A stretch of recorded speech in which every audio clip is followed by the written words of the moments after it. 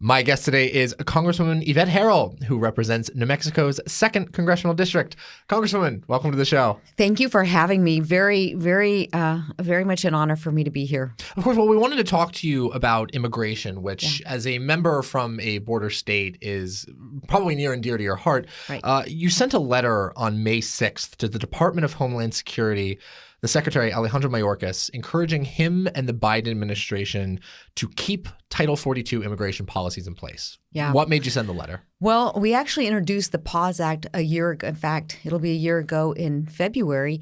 And in fact, just a couple of weeks ago, Senator Mike Lee and Senator Cruz introduced the same bill on the Senate side because we understood that the Trump policies were working, especially the Remain in Mexico and the PAUSE Act. And what made the PAUSE Act, I think, so helpful was here we were in a pandemic situation. So essentially, this gave Border Patrol the ability to do quick process on the border and then expel those coming into the country illegally, either to Mexico or Canada. And it was all because of the pandemic. And we had some language in this bill. We still have the language in the bill that said until the pandemic is completely done, until our economies are stabilized and all the mandates are lifted, and until the travel restrictions are lowered to a level 1 to Mexico, Canada. And, you know, it's interesting because we've had over 1 million people come across this border illegally with no COVID test. We know that infectious diseases, not just COVID, are coming across with them. And yet we're holding the American people to a different standard. Right. You know, take the vaccine or lose your status in the military. Wear a mask to school, close your business. I mean, I think the American people are very much tired of this double standard. Absolutely. So you mentioned the PAUSE Act a couple of times. What, for our listeners maybe who aren't aware, what is the PAUSE Act? Yeah, so the PAUSE Act is the bill that we introduced that would have allowed Title 42 to stay in place. And again, the bill is important because it really takes on one of the Trump administration era policies regarding the border and just keeps it. We're saying, don't get rid of it. Pause here and let's keep that in play until we get through this pandemic. And like I said, we've tried over a year to have a hearing on the bill through committee, through the floor, cannot get it to move. And here's the thing. To me, border security is not, in my opinion, a partisan issue. It's an American issue. It's a national security issue. The pressure now that we're putting on our communities, and you've probably heard this, every state's a border state because of just the influx of people and what we're doing in terms of the economies, the costs to not just those that live in and around the border, but to those now that live further inland because of what we're doing. We're seeing now people being flown all the way to New York in the middle of the night. Right. In fact, a friend of mine in New York calls it night migrants because they only come in on these planes, at 2 o'clock in the morning. And that really puts the American people at such a disadvantage because now we are talking about the pressure on the communities, but the influx of the fentanyl. And the winners in this whole scenario are the cartel. Right. No doubt about it. I've had multiple meetings, as many of us had here on the Hill with, Brandon Judd, with Mark Morgan, with others who are very much engaged or were very engaged with the entire process of immigration. And this really is a frightening scenario for us to be watching play out. And the administration could actually stop it, but they just haven't had the political will. Now, before we started the show, you actually showed me some photos of these cartel members that were crossing the border. And it was a wide open stretch of land. It seemed like they just walked in. How has the cartel's kind of infiltration of the United States affected your state as a border state in New Mexico? Well, 100%. We're seeing a major uptick in drugs specifically. Of course, there's the human trafficking. Every week on the news, you're hearing someone else being pulled over with multiple people in a cargo hold in a semi tractor trailer or stash houses. That's where they actually have people and drugs stashed until they can find the mules to bring them across the border. But what we're seeing is this fentanyl, especially. In fact, I was in a county that's like 5 counties away from the border, and they were getting reports of a backpack. So the local police went down to check it out. Sure enough, it was a backpack full of fentanyl left in a yard at somebody's, rural. This is kind of now we're talking rural New Mexico. But any kid could have gotten that. Right. I mean, it was, so how it's impacting, it's putting pressure on our law enforcement, our first responders, our communities, and especially during COVID, our elderly. You have to remember our state is very poor in some ways in terms of poverty. We don't have a lot of extra cash laying around in a lot of our communities, and most of our police departments are understaffed. So thank goodness there is collaboration between local, county, local, and even Border Patrol services so that we can help protect the border. But here's something else people need to know. Our governor will not deploy the National Guard to the southern border in New Mexico. Here's the problem. We have wide open spaces where there is no Border Patrol agent whatsoever because so many of them, up to 120, are being used as processors in the processing facility over in El Paso, Texas. So we are leaving not only the people of New Mexico and the country, but those that live right there so vulnerable. And so we're seeing an uptick in livestock death, stolen vehicles, damage to private property, water lines.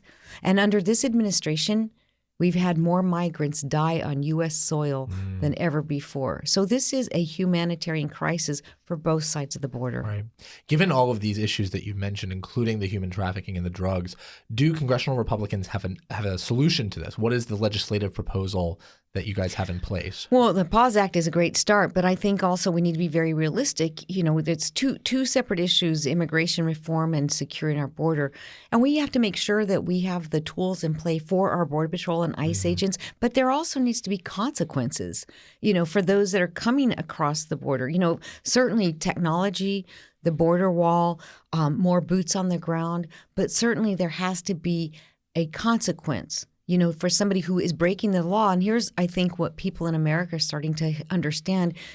People are breaking the law, coming here, and then getting free access to education, healthcare, housing, a telephone, money, a job. I mean, they become, when they set foot here, they have status. So they're able to go and get a Social Security number, and that's going to impact the ability for us to put people back to work by our own right. Right. But so it's not just the border wall or just this. It's a multiple things we can do.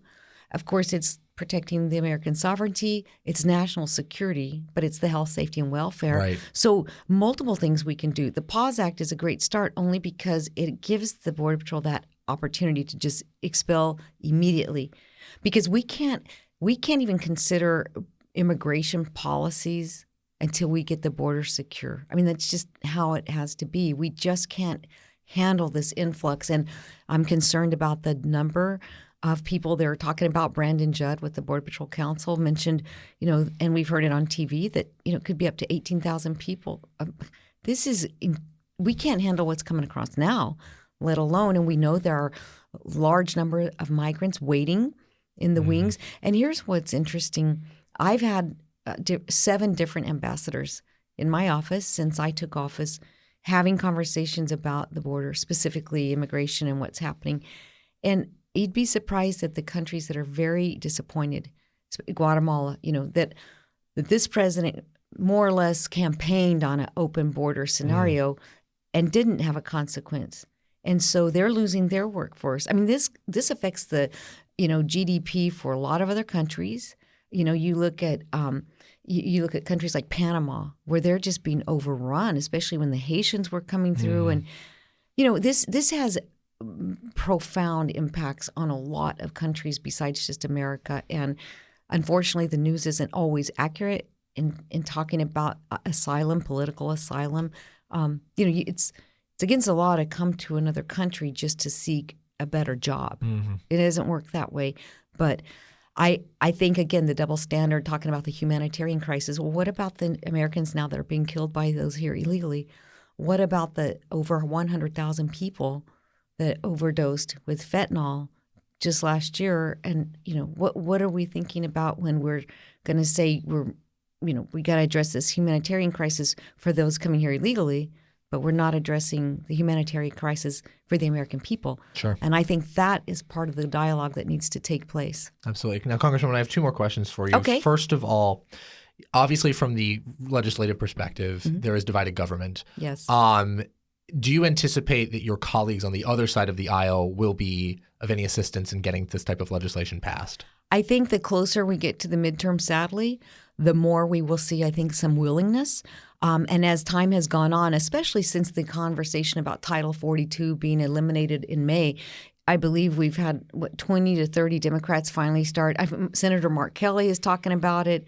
Others are starting to say, "Wait a minute, slow down here," because they understand this really shouldn't be a Republican Democrat issue. This is an American issue, and Title 42 is very important to the American public. It polls very high around the country because people are starting to understand the impacts of having an influx of not only people but of drugs and everything else.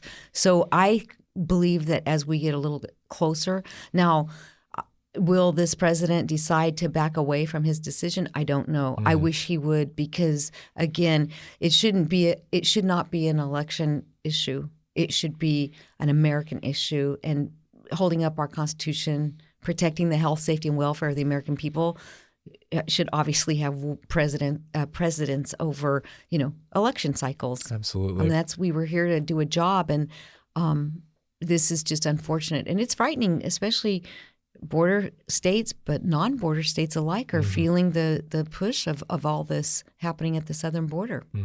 Now, final question for you. If Republicans do reclaim power in the House and possibly in the Senate in the 2020 midterms, what is the first step in getting this border crisis under control? Yeah, and there'll probably be a couple of different policies, but certainly I think that we would see something similar to the PAWS Act, or possibly the PAWS Act, since it's been introduced in both chambers.